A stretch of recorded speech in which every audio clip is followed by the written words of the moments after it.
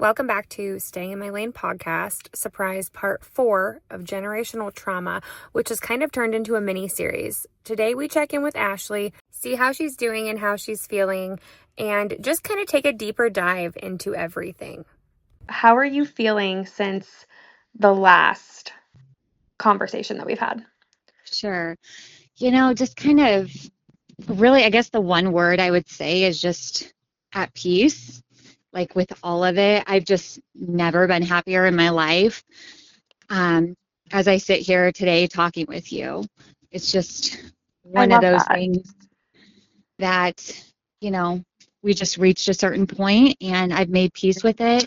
I've prayed on it and I truly have never been happier. So it's kind of therapeutic in a sense to do this with you. I'm honored that you asked me to kind of share the bit of my story that I have to hopefully kind of teach others how to set boundaries and, kind of navigate these untamed waters, I suppose. Absolutely. I love that for you.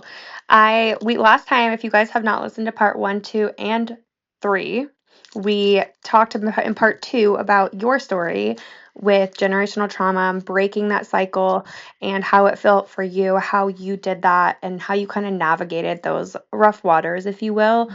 And so one thing that I've gotten questioned about is, what does closure feel like, or what does that look like when there's not an apology or when there's not that accountability? So, how do you feel with that? So that's a tough one. And honestly, just coming to the realization of just accepting the reality of it and know that, essentially it was never, I'm sorry, I should rephrase that. I was never given the opportunity Hmm. um, for an apology. I mean, there was opportunities, right? But there was never the apology and knowing I would never get that and being realistic with my expectations. Um, you know, an apology I was damn well deserved and I've made peace with that. And I mentioned briefly that, no one really talks about the part of the cycle breaking when you're just completely lost or overwhelmed.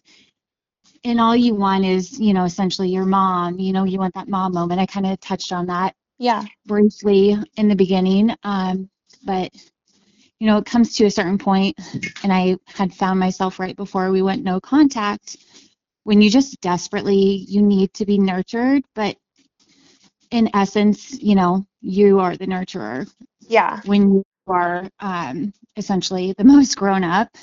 And even grown up, you can rely on, like I'm the most, it's just such a weird dynamic, right? Right. Yeah. But it's just a different kind of longing. And luckily, I was blessed with one of the most amazing mother in laws. So I just really lean into her. And she has just been so amazing. And just hearing my phone calls and, a shoulder to cry on and just really being there. Like I couldn't have been blessed with a better mother-in-law than, what I married into. So I just try to just lean into that and just pray to God that, just counting my blessings as I go along. Absolutely. Yeah, she is amazing, for sure. And I can relate to that because I married into a really amazing family, and my mother-in-law has been very supportive of my traumas and the things that I've gone through as well. And, Sure. we grew up, and I think you can probably relate to this. We grow up being told, like, we are supposed to be close to our family. We are supposed to have these Mhm. relationships. And when those relationships are unhealthy or toxic, we are sorry, you guys, for the beeping. This is what happens on the phone calls that I record. But okay, this is what happens though. Like when you're told that these relationships are something you're supposed to have and they are unhealthy or toxic, you're not told how to navigate that. You're not Sure. shown how to deal with that in a healthy way or even go the no contact. So Mhm. that's kind of a taboo subject, and that, like, no one, yeah, you're right. No one ever really talks about how to do that or how to deal with those feelings afterwards when there is no closure. Mhm. And that Yeah, can be it's really hard. absolutely. it's like when you're cutting off, and I'm sorry if you can hear my old English bulldog in the background. He's kind of being crazy. We talked So if about your you, fostering dogs last time, so that's yeah, okay. he's a little goofball, but he's extra amped up today because I had to work this morning. Um, got me off sidetracked here. It's okay. But just in relation to like the narcissistic abuse and, even like an enabler, like in my situation where just feeling like cutting, it's almost like you're cutting an arm off, right? And like that's always been there. That's all you know as a family, but it's Yeah. hurt. It's super hurtful to watch them fall from the pedestal that you put them on, very early in life, and you've always held them there. But as you like go on, and you know this firsthand, Hmm. and raise your own babies, and then they grow up, and you're, navigating these waters that they once were, you're kind of like, and in essence, it's heartbreaking to see them fall Yeah, from that pedestal that you put them on, and, just trying to figure out, you know, proper boundaries and yeah, it's just so all over the place. Like your emotions can be everywhere and it's good to sit in those feelings but not to dwell in that. absolutely. And I say that in one of the episodes as well is I felt with my own family when I have felt like invalidated or when I have felt dismissed or, like I Hmm. talked about being the youngest one, I'm looked Sure. at as being very immature and of course when I was younger, I absolutely admit that. But Mhm. that's not who I am anymore. And for those people in my family to invalidate me or make me feel like I'm just not part of it. And I think you used the word like black sheep of the family, Hmm. Yep. that scapegoat, that one who Yeah. kind of doesn't fit in or who's the blame is placed on. Sure. Um, that's hard because when somebody doesn't want to take that accountability or say, hey, like, I'm Hmm. sorry I had that in, unfair judgment or improper judgment Sure. of you, like that Hmm. accountability does never that's not there, so that's something you have to really like just accept and set those boundaries and feel it in the moment, but like you said, don't dwell on it. Yep, Yeah, exactly. I mean, you're essentially like mourning it, essentially, you're yeah, like you're mourning almost like a death in a sense, but they're still alive. And that's almost even more painful if, anyone that's gone through it, they can kind of yeah, relate to that, unfortunately. Once for grieving who they were, and then again, it kind of just hit you like a ton of bricks for who they just never were going to be. But as moms, I mean, you're a prime example of this. You take everything that you've endured and you're going to take it and you're going to flip it to the positive and do the best that you can with that. And I think absolutely. that's the mentality you have to have. You could have gone one of two ways and you chose to go, you know, in the light of things. And I think that just speaks volumes. Yeah, absolutely. And thank you. I appreciate that. And I can say the Mhm. same for you. I think it's very interesting. So when we look at like generational trauma or generational curses, when those emotional regulation patterns or when those, forcing relationships are passed down on to like Mhm. generation to generation, when we break that for our kids, we are essentially stopping that cycle and setting the expectation for them to not Mhm. have the same experience that we did. And I talk about it, it's not necessarily disrespectful to our family. That's actually a respect for us and what we are doing for our children. Yes. Yeah. And I think that's a really good Yes. way to look at it because I think a lot of the time people are like, well, you disrespected your parents or your grandparents, or, well, we Mhm. turned out fine. That's something I hear a lot. Well, I Sure. turned out fine. Okay, well, that Yeah. might be fine Oh. for you, but it's not how I feel. Yeah, no, I So, completely have been there, and it's just a distorted reality, essentially. Like, sadly, they did not heal their childhood wounds, absolutely. and and instead of repeating the vicious cycle and inflicting the same pain, essentially that they once endured, the choice was ultimately theirs, right? Yep. So, and they just chose to go with their comfort, what they know the best, which is toxicity, often their ego, and sadly their self-righteousness. And I just can't get on board with that. Like Yeah. they kept the blood family close, even if it hurt, you know, even if that was For the a most, child. yeah, Yeah. the source of Yeah. that pain. Well, and I feel like a lot of the older generations from like, I think our generation is starting to break Hmm. it. We've talked a little bit about it, Yes. but like the older generations don't want to acknowledge their Mm-mm. trauma. They don't want to heal from that. They just want to move on and kind of just push it aside. And Right. that's where that pattern comes in of continuing the cycle without addressing the conflict. Sure. And that's, often, my therapist said it best, and she had said something to the effect of, you know, they were using the tools that they had in their toolbox. And I'm like, yes, to a degree, but essentially there's new research out there, right? You Hmm. have to be willing to, meet someone halfway or to, humbly accept any wrongdoing.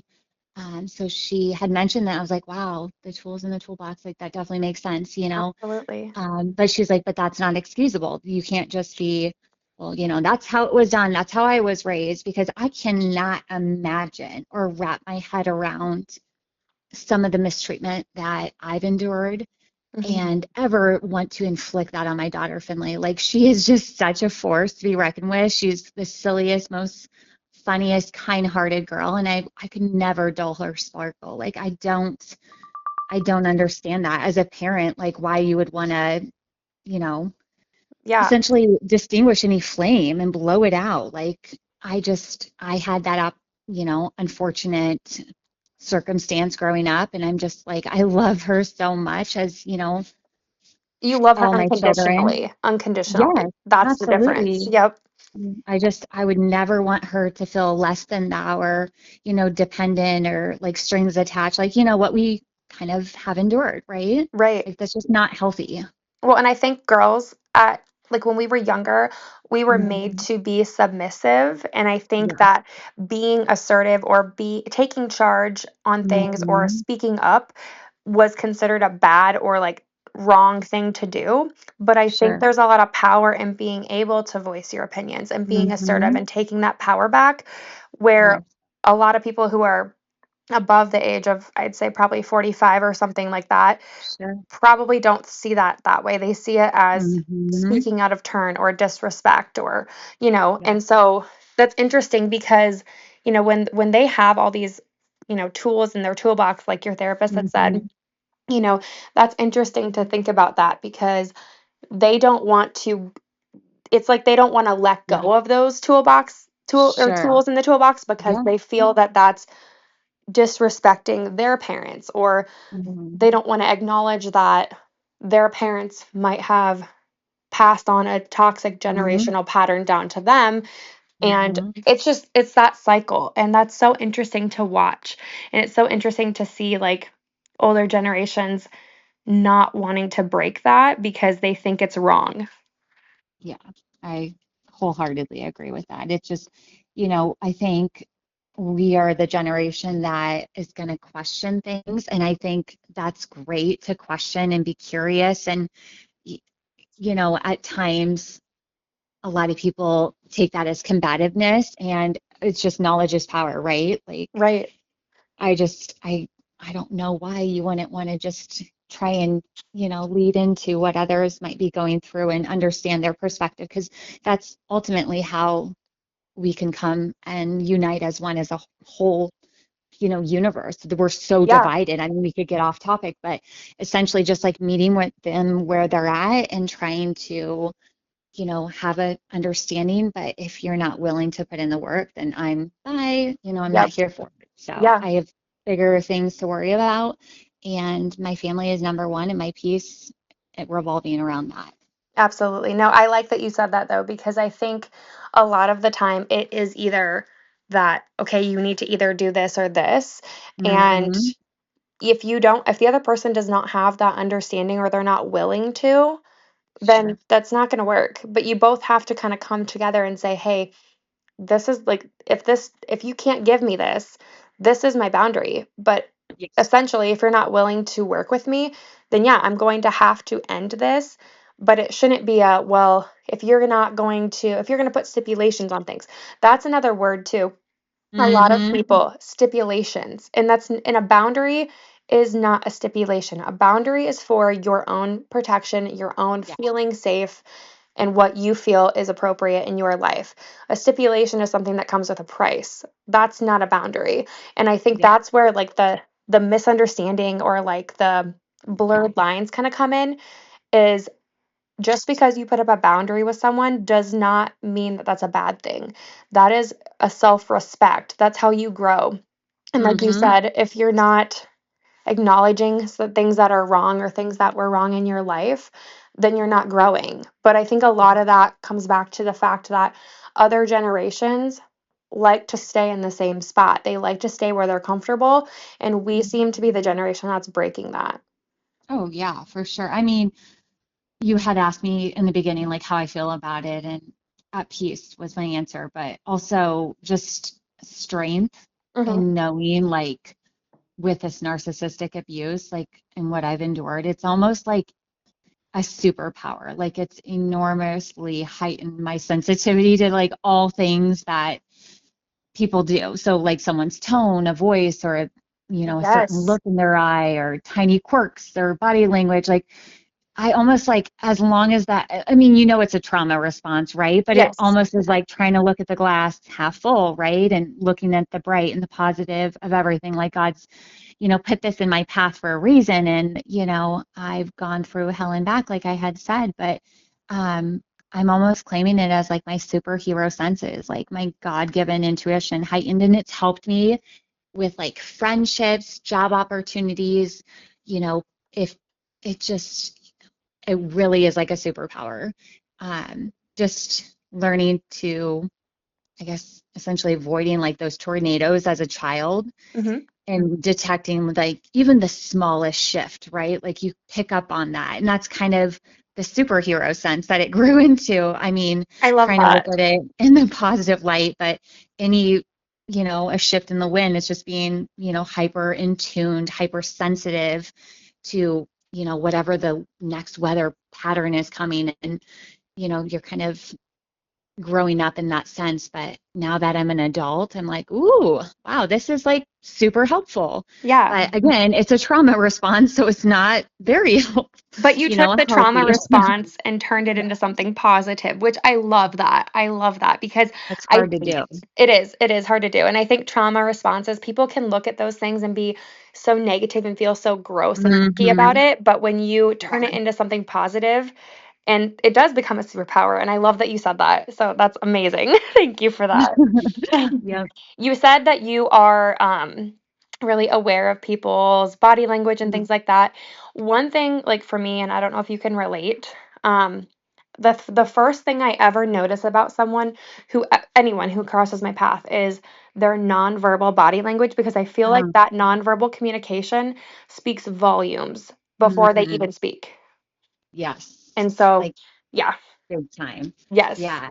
It's crazy because I feel like women have that, everyone has intuition, right? But Hmm. even women, even more so, like safety, like I've talked about that in the past. Moms, especially, like really heightened, even more so when you have, children to whatever capacity that may look like. Um, Sorry, I got sidetracked here. It's okay. Is it your phone or my phone doing It's that? it's the beeping from the recording. Oh, So, okay, no worries. yes. My little ADHD sidetrack. I'm working on Um, figuring out how to record on Zoom and then transfer the audio. So, well, if anyone can figure it out, it's you, girl. It's thank definitely you. not me. Thank you. No, so Okay, with the what was nonverbal I body saying? language or the Yes. nonverbal communication. Yeah. Yeah, like it's a superpower. And it definitely, like my husband still is like, I'll be like, oh, I don't know, I'm picking up. And he's like, oh, you're probably just overreacting. But after, what are we? I don't know. We were married in 2009. What are we, 15, 16 years coming up? I don't even know, this June. That's when I And graduated then, high school. oh my God. Okay. Oh my gosh. I know. Well, I got married really young too, and just kind of crazy. But like after all this time, still, he's like, I don't know, Ashley. I think you're reading too much into it. But little does he know, more often than not, You're I'm right. picking up. I'm picking up Uh-huh. a weird body language, a certain eye contact. It's my superpower. And I was like, oh, Absolutely. I hope I'm wrong, honey. I hope I'm wrong on this one. And he'll be like, ugh. But then he'll always be like, wow, like that is Hmm. amazing. And I'm Speaking like, of that. Oh, go ahead. No, I was Oh gonna no, say, I'm done. speaking of that, I have that same gift, and it's Hmm. a huge intuition, and I can read Yeah. energies. When someone walks in a room and they are full of negative energy or they're a Uh-huh. toxic person, I can read that. And that's why I Hmm. keep my circle so small, Yes, girl. because I can see through people's bullshit. So if you're Yes. listening and you are full of bullshit, I already know. No, We already see it. we We already already see see it it. before you see it, honey. Yeah. And For sure. that's why I've stopped talking to a lot of people though, because like Yeah, I've had people be like, I've "Why had have you to. deleted me?" or "Why don't you talk to me anymore?" And I don't even respond, but a lot of the Yeah. time it's because I can see through their bullshit. Yeah, and I mean, they've shown you their true, they've shown their true colors, and you're only going to sit with people of a certain caliber, right, at your table. Yeah. And I've had in-depth conversation with friends and even Dawn, and I'm like, they're not up to my, and not that I'm like holier than thou or better than anyone by any means, but I do have a set of standards, and Yeah. I have my faith, and if that's not in alignment, then we'll try to find common ground. And I have friends from all walks of life, all different political views, and a lot of them we can always find common ground, but some that are just, it's like, all right, I'm going to keep my circle small. I'm going to have who I feel is healthy and going to help me grow and, just lead with love at my table and my table only. So I I'm love that. not, I'm not here for the bullshit either. So Yeah, absolutely. Just be completely honest. I mean, well, and I yeah. think too, if you have a circle of people, if they are not bettering you or Hmm. challenging you to be better, then they don't Yes, deserve to be at your table. yes. Hmm. Challenging, especially like, yes, absolutely. Yeah. And I love my friends that just keep it real and they're like, girl, listen, sit down. Like, you need to hear this. And I will humbly be like, you know what? Thank you for that. Because a lot of people could have sugarcoated that and just told me what I want to hear. And, it goes both ways, right? But you always lead with love and just, you got to have those hard conversations and just be supportive and not malicious about it. And I just think that's such a beautiful thing when you find your tribe and they're willing to go hard for you like that. I just think it's just the most amazing gift. It's beautiful. And I think like if you're not having those uncomfortable conversations, then you're not growing. If you're not Mm. sitting in discomfort, Yes, then you're girl. staying stagnant right at that spot where that comfort level Hmm. is, and you will never evolve as a person. Absolutely. Hmm. And we've I talked, love that. okay, so we've talked about what does closure feel like without an apology, Hmm. and what are some ways that we can move on without that accountability. But what would your advice be Yes. to someone who's debating on whether to continue a toxic relationship, whether that be with a family member or a friend, or I don't want to say a romantic relationship because I think that can be Sure. different, but what does that Hmm. what does that look like as far as how do you move on, or if you're continuing to stay in that, how do you create those boundaries?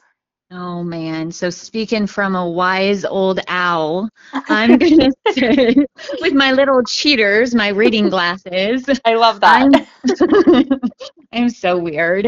Are they from the Dollar Tree or But are they from like, because my mom yes. gets them from the Dollar Tree? Well, I'm a little more stylish than that, more Target or Target, I should say, I love but that. Tarjay is the best. the best. No, I would say number one, just establishing those boundaries, right? But also being realistic that, true narcissist, I mean, any therapist that is, trained in behaviors of, help me out here. Um, Um, the toxic traits, I guess the traits of yes, someone who is going to be on that pedestal and yes, not take that accountability for yes. anything. They're going to think that everybody else around them is wrong. Thank you. Yes, Yeah. absolutely. Sorry, my No, ADHD you're is fine. so real. You're okay. Um, but yeah, essentially, like you had mentioned, like you got to understand oh, just the realistic of dealing with realistic reality, I suppose, of dealing with a narcissist, and that their reality is distorted. Number one, Yep. you can try and establish boundaries, and I do encourage that. Start with boundaries, and then if you have to in place hard boundaries, but anything beyond that, don't do what I did and just let the cycle repeat. It's just not healthy for your mentality and everything.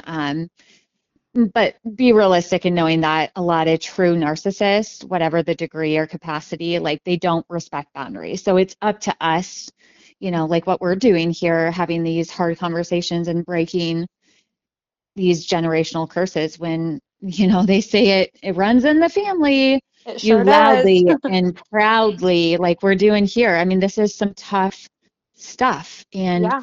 just, like I was starting to say, sorry, loudly and proudly, just tell them this is where it runs out. Like it's done. We're done here. We're not continuing this toxic behavior. It ends with us essentially. Yeah, when the timer goes off, it's done. And, Yes, that's going to probably, I've even said to my mom, because I've had this conversation, my sure. conversations are not meant to piss people off in my Hmm. family. Because I've actually gotten messages from family members already Oh asking Lord. if I'm going to ruin family. And the Oh, thing is if it ruins a family relationship, then that relationship was not strong enough. yeah, And absolutely right. if we are having conversations that are addressing truths or things that are Hmm. maybe hard to talk about or have not been talked about, and if that really distorts someone's sense of what they see as real, Hmm. then that relationship it's a pretty clear indicator. Oh I yeah, feel that a relationship should be cut. absolutely. And that, I mean, was our unfortunate circumstances, and I've never been happier. I mean, you got to look at it in a sense of, toxic people. They see your boundaries as revenge on them. Yep. Oh, they're doing this because of this, whatever, and think that you're nothing but a problem, Hmm. essentially.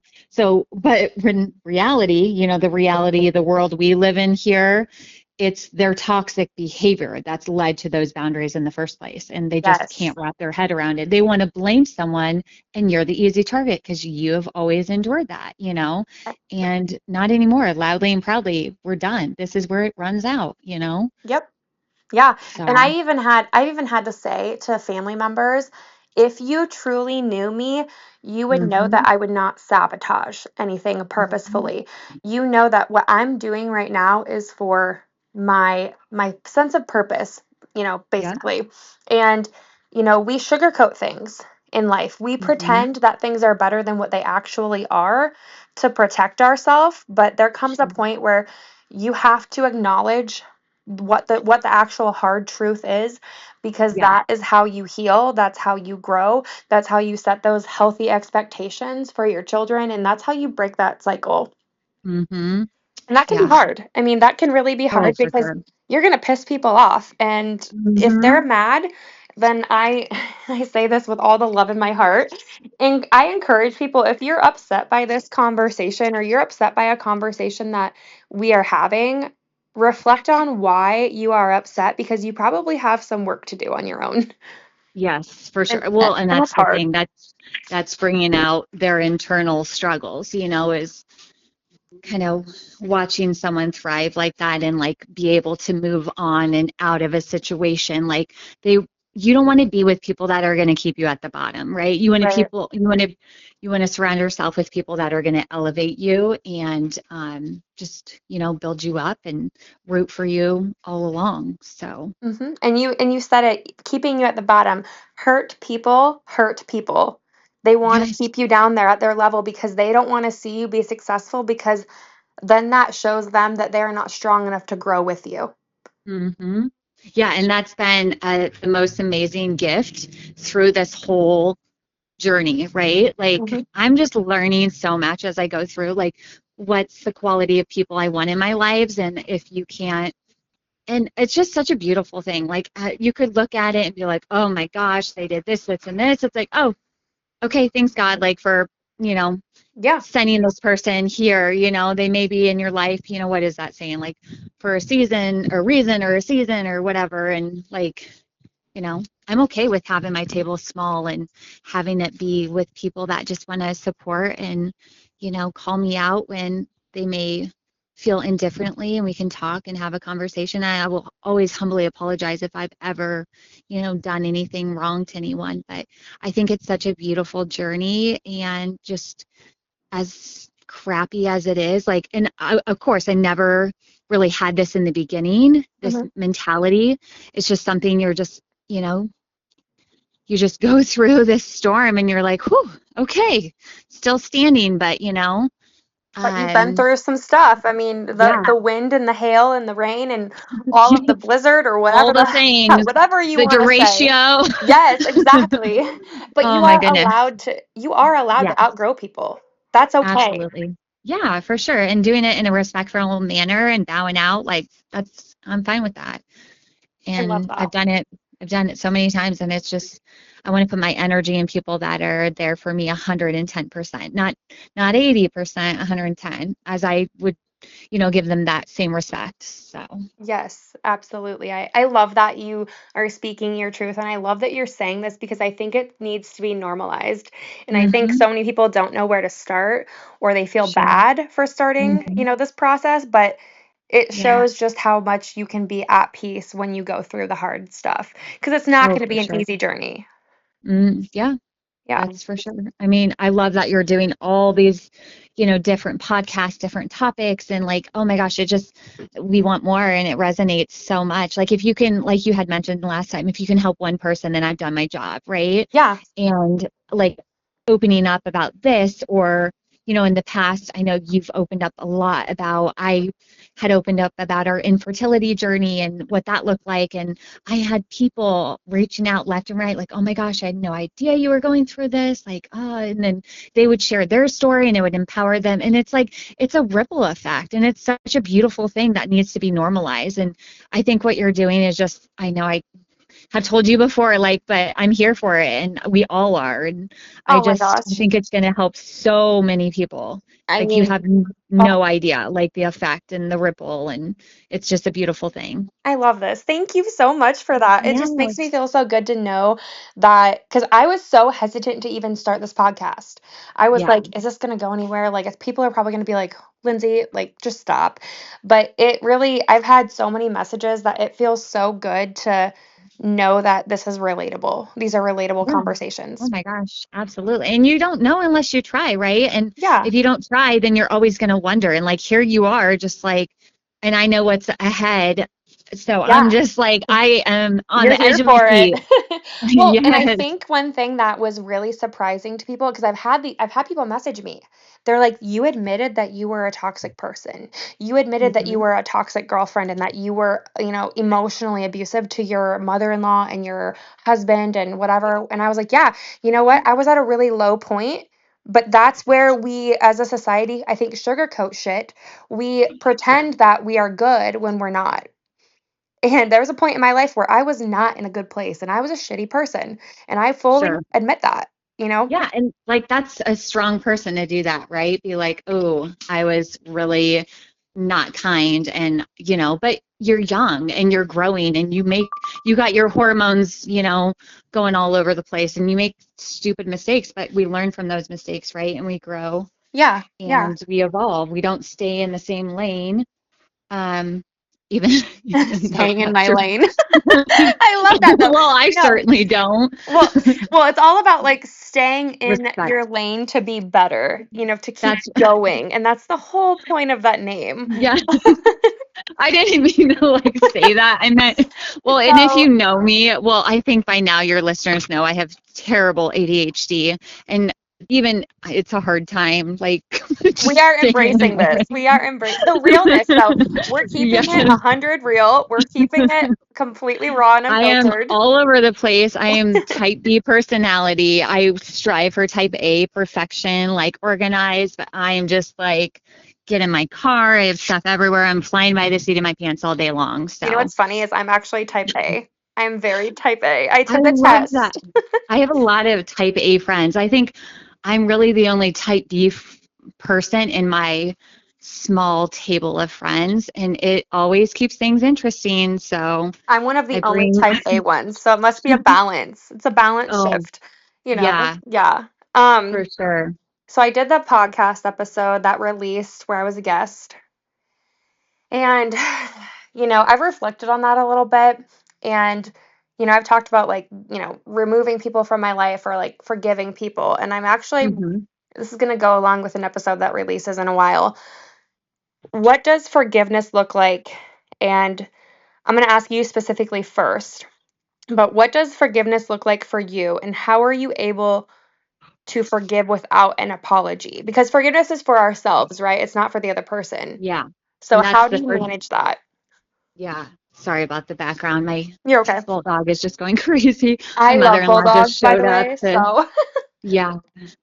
Oh man, he's got a face only a mother could love. I'll say that much. But yeah, no, I mean, I think you nailed it. Like forgiveness is not for the other person, it's for yourself. And it took me, quite a bit of time to truly understand what, it means to forgive someone who, chose to hurt me. But not only that, but continuously hurt me over, the course of 38 years of my life. But after a ton of praying and soul searching, I've just come to the realization and like truly understanding that, like you mentioned, forgiveness is not about accepting or excusing their behavior. It's just about letting it go, preventing any kind of continued behavior, right? Because we're mhm. setting boundaries, or going hard, no contact, like, we had to do for our peace, for our family. But just protecting, not only my heart, but my family's heart, my children's heart. But yeah, it's essentially you're doing it for you, not for them. Yeah, because I've been working on forgiving, and this is a really hard, vulnerable subject right Ooh, now. yeah. Forgiving my ex for what he did.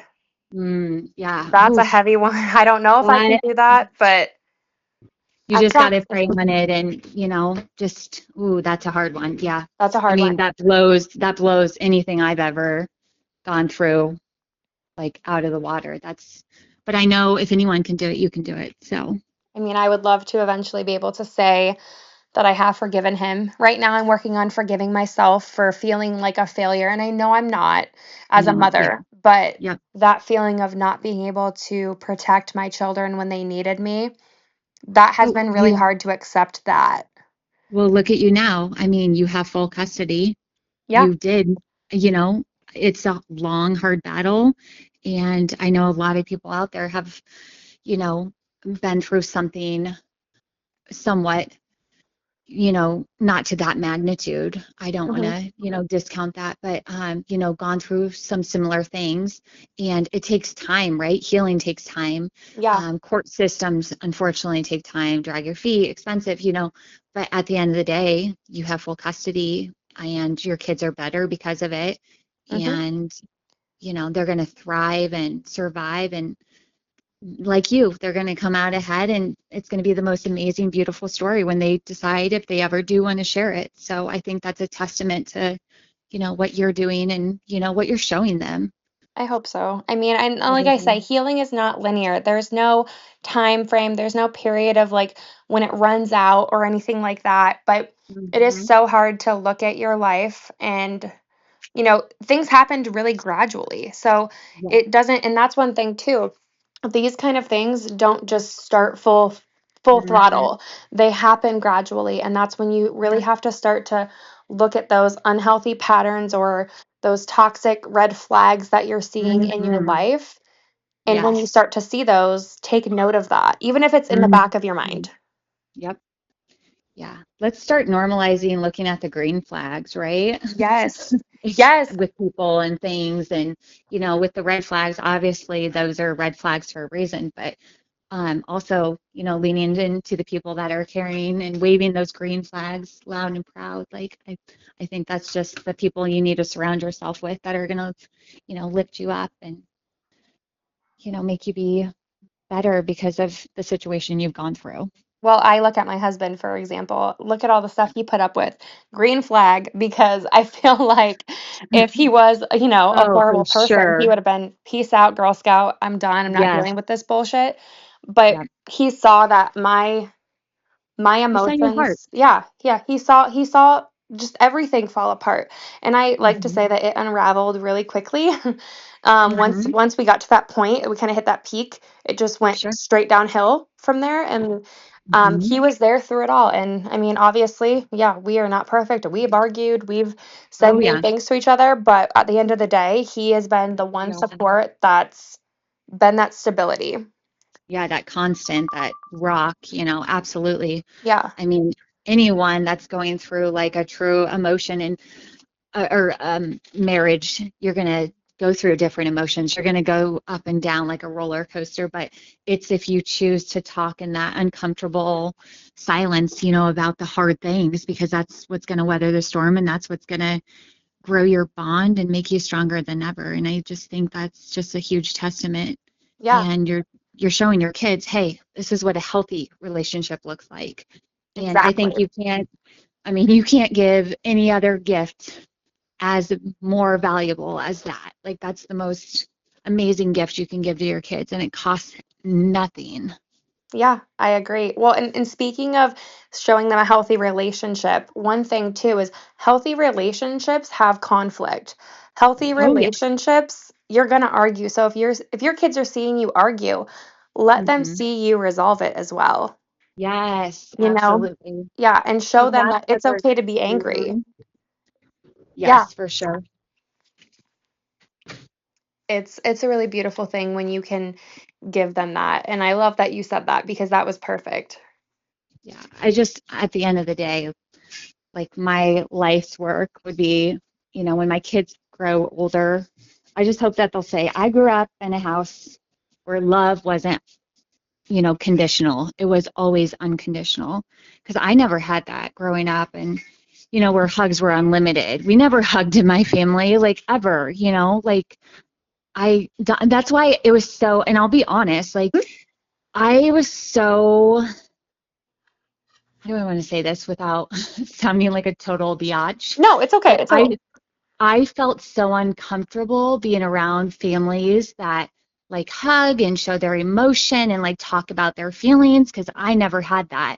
But now, knowing what I know now and raising my kids, like talking about emotional regulation and, ways to cope with things and this and that. And I just am like, wow, I was truly robbed of this my whole entire childhood. Mhm. And my husband's family, I mean, you're part of that family, Yes, I'm you part of know. that family. Yeah. A lot of them like they greet each other with a hug, and they're like, how are you? Like genuine, talking about their feelings.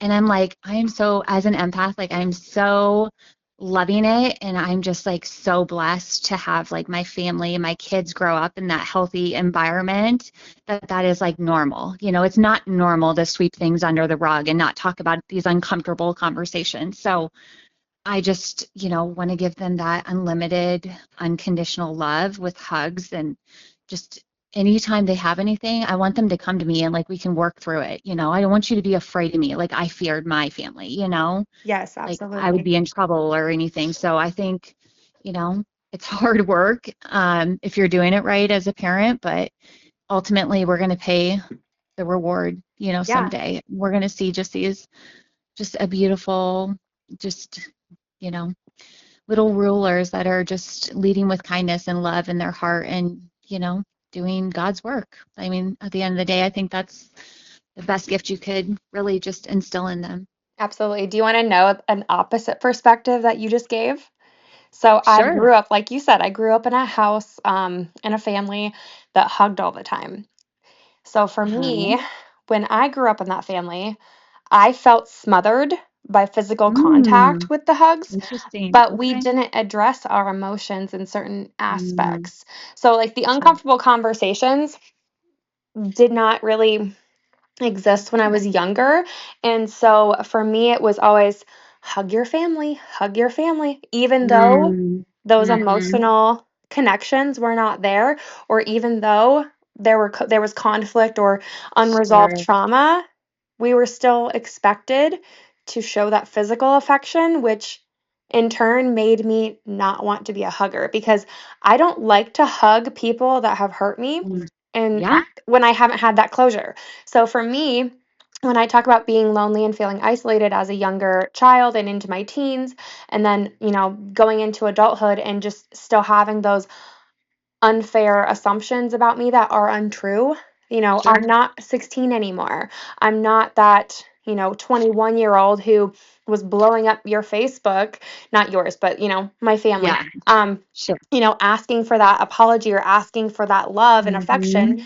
I am now a 34-year-old who can look back and reflect on that and say, hey, that probably wasn't the best way to handle it, but Yeah. I don't want to pretend like nothing's happened. Hmm. I don't want to meet you at a funeral or at a get together or whatever and pretend like everything is perfect, Sure. because Yeah. that's not healthy either. That's kind of the No. opposite end, but it just gives a little No, bit of I a love different that. Yeah, insight. totally different perspective. But, again, you're gonna always let your kids feel their emotions and like feel if this person is warranted a hug and they feel comfortable enough to give them a hug, then they are welcome to give them a hug. If they, feel like this person has been very mean or standoffish or, you know, degrading me or what have you, like any kind of inclination that something is not healthy, I'm not going to ever force them to like go give so and so a hug. Like, no, I'm not going to put them in that uncomfortable situation. And I think, you as well, like we just know the damaging effect of that. Yeah, absolutely. And it's interesting to hear both of our perspectives because they're so similar but Hmm. so different at the same time. Yeah, So it's for it's sure. interesting. I like that. And Yeah. it's funny because I look at my kids now and all the things they've been through, and I want people to normalize that every child is different. Every child has a Oh, different personality. They developmentally are different.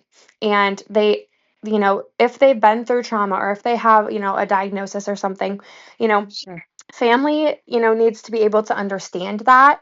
And that's where Hmm. they need to really respect their boundaries. They may be children, but they don't have to hug you. They don't have to talk Yes. to you.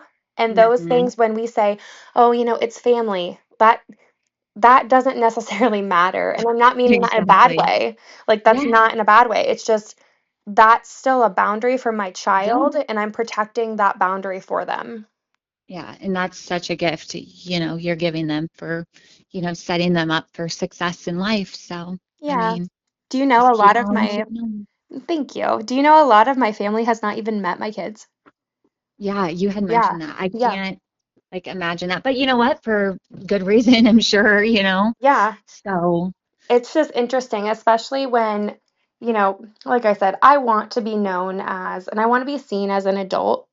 And, those past judgments or those past experiences, we all grow and evolve. And I really am at a point in my life where I want that to be let go of, which I can't obviously sure. force that, but that's where it's like, where do you find that happy medium or how do you navigate that? And so I'm kind of still learning to navigate that. And that's where these conversations really come in handy because you think about, Yeah. generational trauma. I'm not disrespecting my family or, our family. I'm not disrespecting our family by having these conversations. What I'm doing is opening the door for communication. Yes. Yeah. And I think that's And really cool, that's huge. Yeah. Yeah, for sure. I Yeah. mean, it's just one of those things like the let them theory, right? Yeah. You, you just let them. Like if they want to perceive you a certain way or have a particular judgment, let them. Like that's fine. That's on them. Do you want You to know know your what's truth funny? and you stand in that truth. What's that? Yeah. I actually say in the first episode of Generational Trauma, let them. If they want Yeah. to perceive you a certain way, let them. Mm-hmm. And I stand by that. So I Yeah. think we have such a similar view of thinking on Oh, things for that sure. I love our conversations.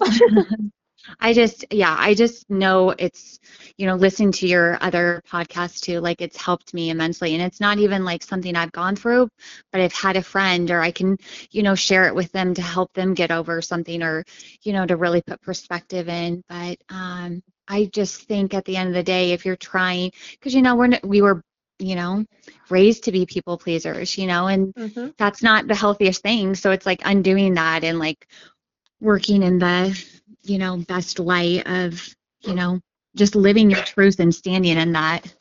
It's a beautiful thing when you think about it. It really is. Yeah, Oh my gosh. absolutely. Is there anything else you want to say before we tell everybody goodbye? Let's see. Oh, I would just say, if things are hard, just know that it's kind of a trial, right? You're going through something and you're like, oh, why are you, bestowing this upon me? Like, why is this happening?